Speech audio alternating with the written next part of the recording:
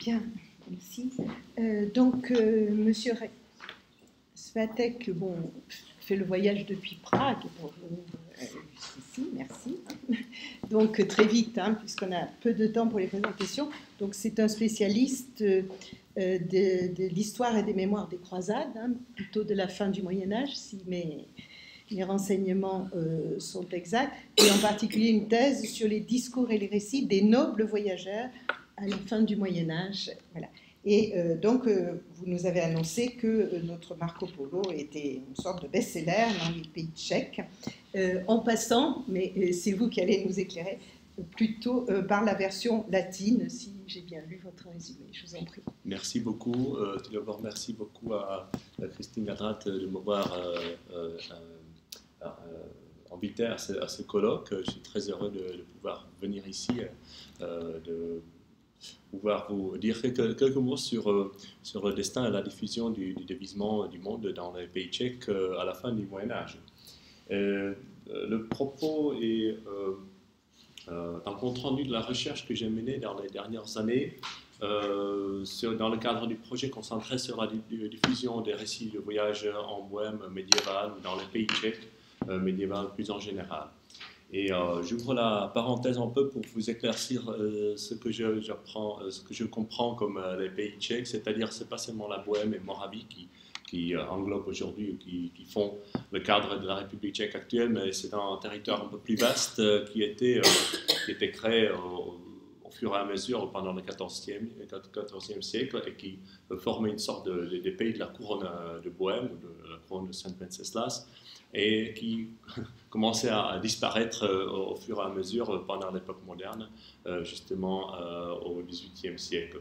Et donc, c'est ainsi que je vais mentionner pas seulement les manuscrits qui se trouvent soit à Prague, soit ailleurs dans le territoire de la République tchèque, mais aussi en Pologne, en Silésie actuelle, et aussi bien sûr à l'étranger, mais dont on peut bien déduire l'origine, disons, bohémicale, c'est-à-dire de cet ensemble étatique. Alors dans ce cadre spatial, les manuscrits des variantes du déguisement sont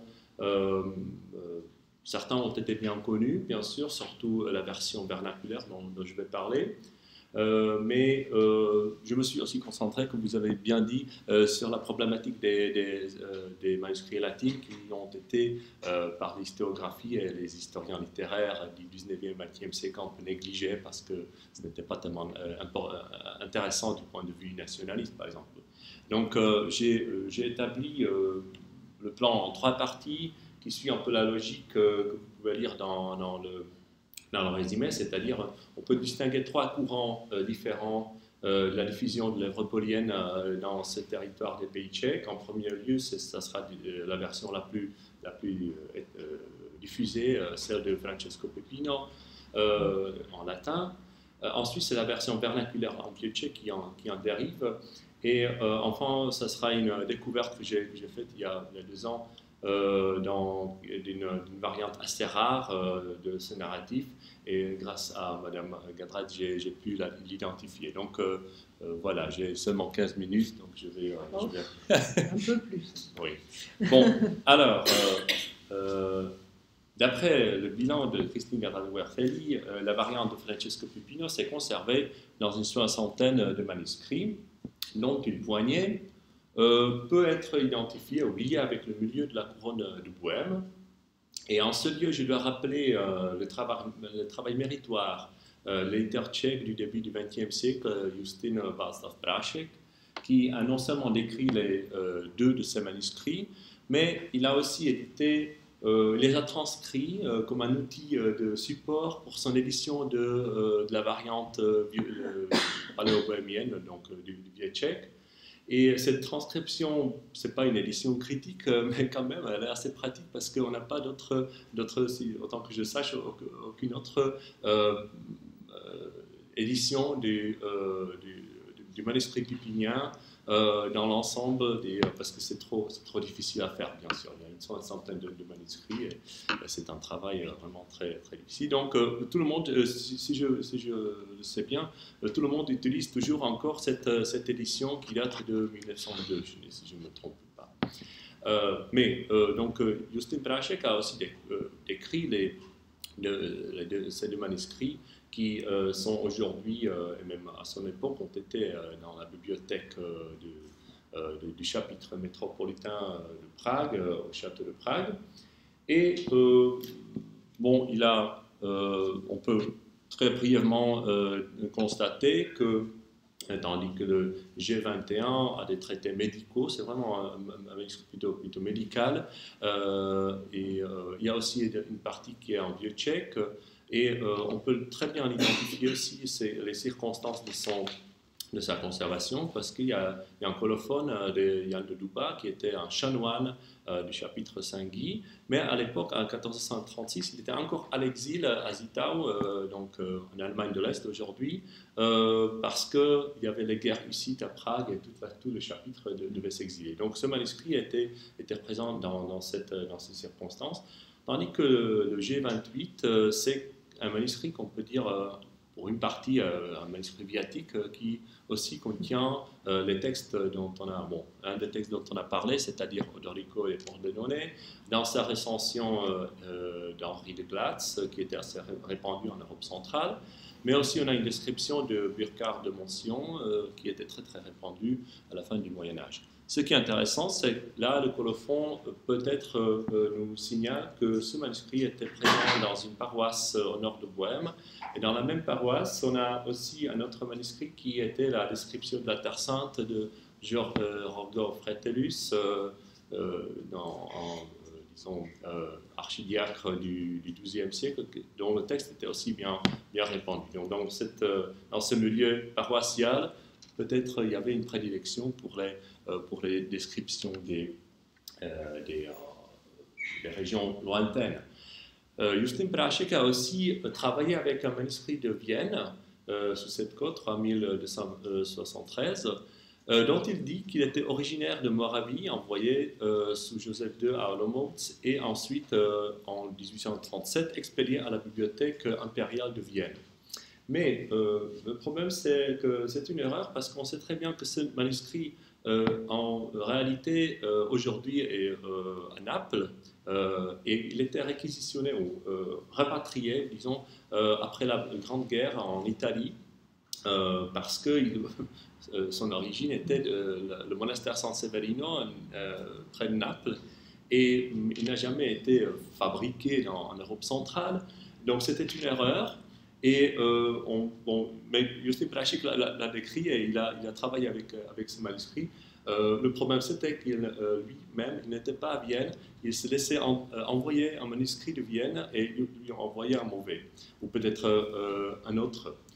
Parce que ce qu'il dit, les informations qu'il donne à propos de ce manuscrit sont beaucoup plus pertinentes pour un autre manuscrit qui se trouve toujours à Vienne, aujourd'hui sur cette côte, et qui, en fait, outre le dévisement en latin, il contient, ce codex en parchemin contient aussi le best-seller de Jacques de Vitry, Historia Hierosolmitana, et on sait bien, c'est surtout grâce à l'analyse plutôt esthétique, donc iconographique des enluminures ou des miniatures, qu'on peut fixer son lieu d'origine à une chartreuse de Dolany, près d'Olomouc, en Moravie. Donc, et là, on sait très bien que ce manuscrit a été déplacé à Vienne en 1837. Donc peut-être c'était ça, cette confusion. Donc voilà, déjà une petite correction. Après, on a aussi un autre manuscrit qui est toujours à Brno, mais qui n'est pas d'origine des pays tchèques, il est d'origine d'Heidelberg. Celui-ci est aussi intéressant parce qu'il contient l'œuvre de Jean de Mandeville, qui est glosé par les extraits de Odorico da Pordenone. Peut-être dans sa recension germanique, mais en fait, ce manuscrit est intéressant parce que de lui, on a établi une copie qui est aujourd'hui à Würzburg avec la même composition, c'est-à-dire il y a aussi Odorico qui sert comme un commentaire pour Mandeville. Donc, ce manuscrit est un peu à part de notre corpus, mais je dois le signaler quand même parce qu'il est aujourd'hui dans dans les collections à République tchèque. Et bien sûr, il appartenait à l'époque, au XVIe siècle, appartenait à la collection de la famille de Dietrichstein qui résidait en Moravie du Sud. Donc, quand même, il y a des liens. Vous pouvez voir ici cette marque d'appartenance et ce joli blason qui le confirme. Et dernier représentant de cette première série des manuscrits pupiniens, c'est le manuscrit qui est aujourd'hui au Vatican. Et l'apôtre fait entendre qu'il faisait partie de la collection de la reine Christine de Suède, qui a bien sûr sa grande collection après dédiée à, disons, à la curie. Je simplifie bien sûr, c'est beaucoup plus compliqué. Madame Consuelo Dučke, qui a fait une extraordinaire thèse sur le destin des manuscrits pupiniens dans le monde entier, elle a pensé que ce manuscrit appartenait à la famille, à la collection de Paul Petau et Alexandre Petau des Pays-Bas, et ensuite que ce manuscrit est passé dans les collections de Vatican, mais bon, pas malheureusement, mais les gloses qu'on peut trouver sur ce folio qui disent non Petau, non Petavianum, disent le contraire en fait. Et on peut identifier par contre ce manuscrit à une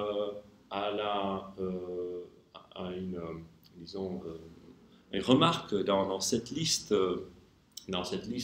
concernant le butin suédois qui a été faite à la fin de la guerre de 30 ans en Moravie, justement à Mikulov, à Nikolsburg, où on peut répertorier ce manuscrit dans cet ensemble. C'est dans le cadre de projets assez récents qui concernent le butin suédois en Bohême et en Moravie. Le butin, c'est-à-dire le butin des livres qui ont été disons, envoyés sous l'ordre de la reine Christine de la Bohême et Moravie en Suède pendant ce conflit.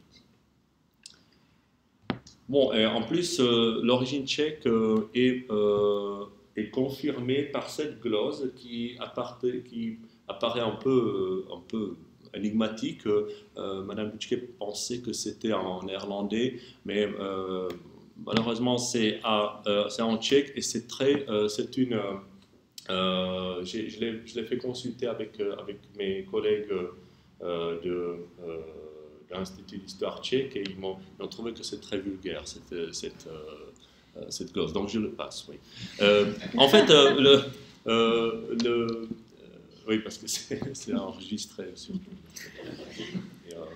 Il y a des enfants qui peuvent regarder aussi. Donc, en fait, le dernier manuscrit qui est aujourd'hui à Skokloster, c'est-à-dire c'est le château près de Stockholm, peut-être provient de un destin très semblable, c'est-à-dire il était acquisitionné pendant la guerre de 30 ans.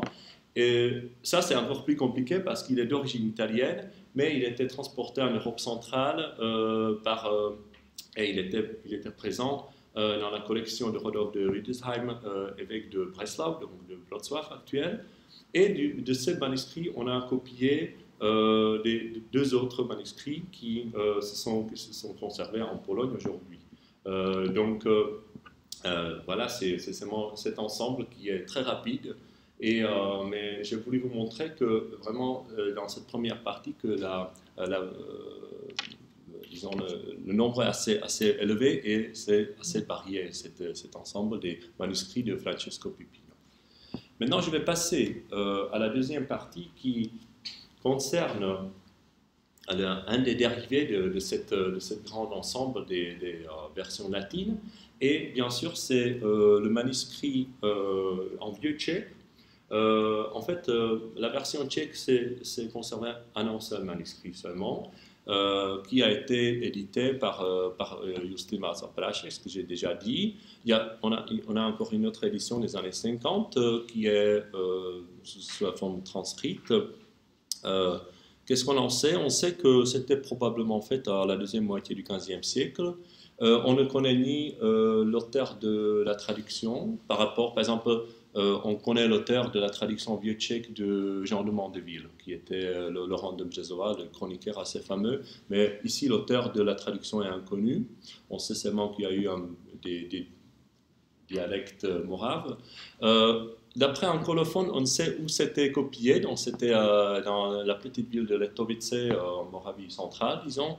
Au jour de Sainte-Marguerite, mais il n'y a pas, ce qui manque, c'est l'année. Donc voilà, ce sont toutes les informations qu'on a sur ce manuscrit.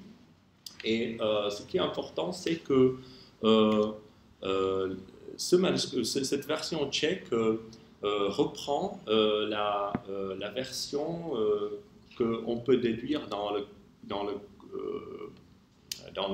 corpus de Francesco Pipino.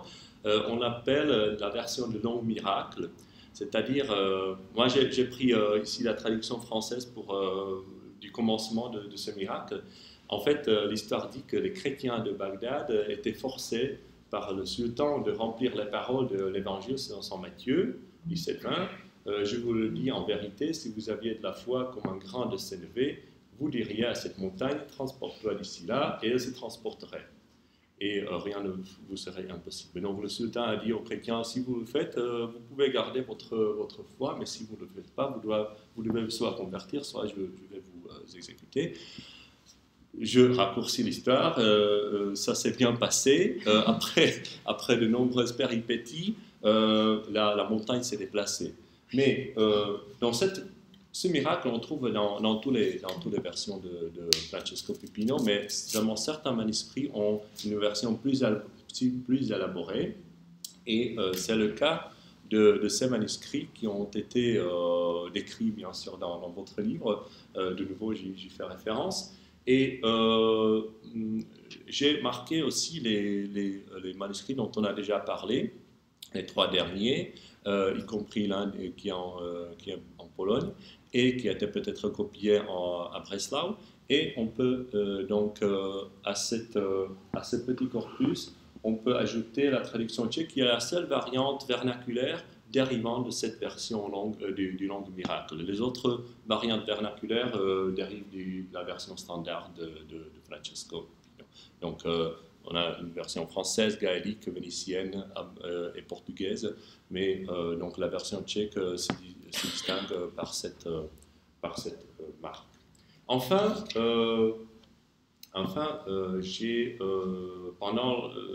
je voudrais partager une découverte que j'ai faite grâce à ce travail. Et c'était pendant les travaux des recensements des manuscrits dans la bibliothèque du chapitre métropolitain au château de Prague. J'ai retrouvé que parce que j'ai fait aussi le recensement de Odorico de Pordenone, donc j'ai regardé tout le manuscrit et j'ai vu qu'un exemplaire il est aussi dans ce manuscrit N10, mais j'ai vu que en fait la fin, l'explicite est un peu bizarre parce que ce n'est pas explicite d'Odorico. Je me suis dit bon, alors j'ai regardé à quoi ça ressemble et enfin j'ai trouvé que donc c'est ce qui est en rouge. Les mots, et enfin j'ai trouvé que en réalité Odoric se termine beaucoup plus tôt en folio 145V et après ce qui suit c'est cette partie qui commence par Nobilis et Distinctus Vir Dominus Mauritius Paulo de Venetiis, donc Marco Polo de Venise. Mais en fait, c'était aussi grâce à votre livre que parce que ça ne correspond pas à la version standard de Francesco Pipino, mais finalement, j'ai retrouvé que en fait, ce texte à l'édition partielle de L, autrement dit Compendium Latinum, qui en fait est là dans ce schéma, si vous voulez, donc complètement ailleurs que Francesco Pipino, et ensuite, qui se trouve dans plusieurs manuscrits partout, mais surtout de 2 origines, origine italienne, les premiers 3 manuscrits qui sont les plus anciens. Et ensuite, on a nos 3 manuscrits qui sont liés au territoire des Pays-Bas, ou de la Flandre plus précisément. Alors, à cet ensemble, on peut ajouter ce manuscrit. Bon, comment ça pouvait se produire? Bien sûr, il y avait la communication de manuscrits, des versions étaient assez courantes, et pour que ce n'est pas tellement rare. Mais ce qui est très important dans le cas de ce manuscrit de Prague, c'est que le texte d'Odoric et la variante de Marco Polo précèdent un autre texte c'est ce qui est la traduction d'Alexandreis de Gauthier de Châtillon en vieux tchèque, qui en fait a été écrite par la même main. C'est-à-dire que le scribe était capable d'abord d'écrire en latin et en tchèque. On utilise, vous pouvez voir, on utilise les incipits ou les titres latins pour la traduction de vieux tchèque. Et en fait, jusqu'à aujourd'hui, bien que le texte d'Alexandreis est très connu pour les spécialistes du vieux tchèque, parce que c'est l'un des plus vieux textes vernaculaires de notre littérature, les spécialistes ne se sont pas trop souciés de ce contexte codicologique. Parce qu'ils se concentraient sur la langue. Oui, c'est assez. Et il y a plusieurs versions. Ça, on l'appelle le fragment de Saint-Guy, mais bien sûr, il y a d'autres fragments qui composent cet ensemble qu'on appelle Alexandreis en vieux tchèque. Donc, ça me semble très, très important que ces trois textes sont mis ensemble, sont écrits ensemble et forment, disons, un noyau, disons, oriental ou d'un intérêt pour les matières d'Orient dans cet ensemble. Donc, c'est ce que j'ai voulu vous montrer, ce bilan particulier qui révèle, bien sûr, un petit morceau de la riche tradition que le dévivement peut représenter en Europe entière. Et plus que de réponses, j'ai suscité de nouvelles questions, c'est-à-dire quel pouvait être le périple des manuscrits de l'Italie en Bohême, en Europe centrale, vers la Suède et de nouveau en Italie. On peut voir cette dynamique de la traduction textuelle, la traduction des versions, et aussi la variabilité et la créativité des auteurs des versions ou des copistes ou même des scribes qui les ont copiés.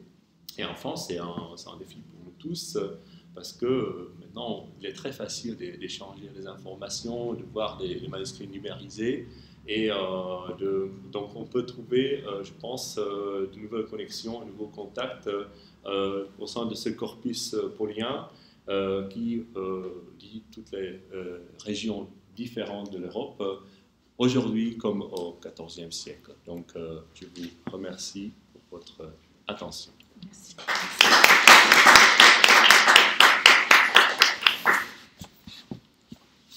Bien, nous avons aussi quelques minutes pour échanger. Bon, ça me paraît très complémentaire, parce que là, tout ça, c'est à l'extérieur, si je puis dire, c'est pas le recueil et ses différents